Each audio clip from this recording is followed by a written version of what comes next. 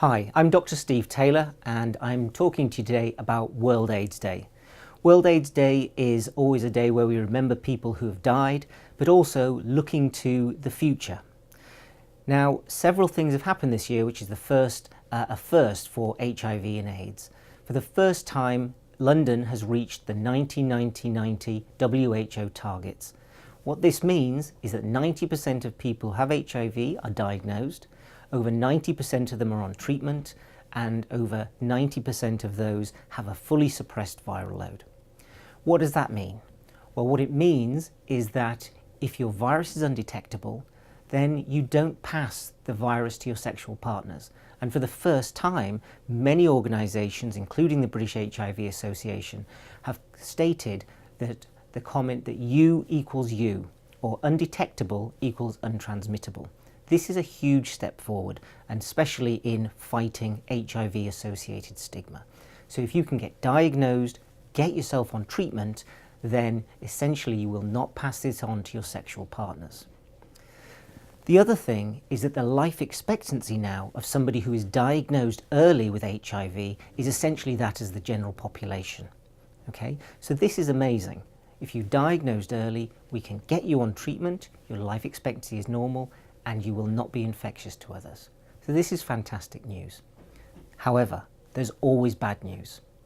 And the bad news is that there are still over 10,000 people living with HIV in the UK who don't know that they have it. They can be living with HIV for an average of 3 to 5 years before they're diagnosed. Now, what does this mean? This means that they're presenting to hospitals very late. Over 50% of diagnoses in many areas of the country are when people should have already been on treatment. What does this mean? Well, this means that they have a 10-fold higher chance of dying.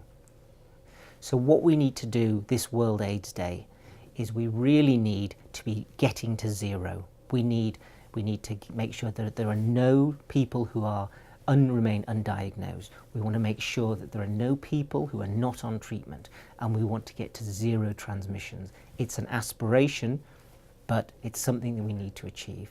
So what can you do? If you're a general practitioner and you are working in an area where the prevalence of HIV is between 2 and 5 per 1,000, you should be testing all new registrants. And if you're in an area where they're greater than 5,000, you should be offering testing to anybody who's having a blood test. What about in hospitals? Again, if you're in a very, very high prevalence area of greater than 5 per 1,000, everybody who comes into A&E or AMU should have an HIV test. This isn't happening around the country, and it's something that needs to change. If you're in an area with a high prevalence, i.e. 2 to 5 per 1,000, again, you should be offered HIV testing. And this should be an opt-out. All pregnant women now, 99.7% of pregnant women have an HIV test, and they don't even think about it. It's because it's routine. We have got to normalise HIV testing. We've just got to get it done. And if we can do that, we really can head towards zero.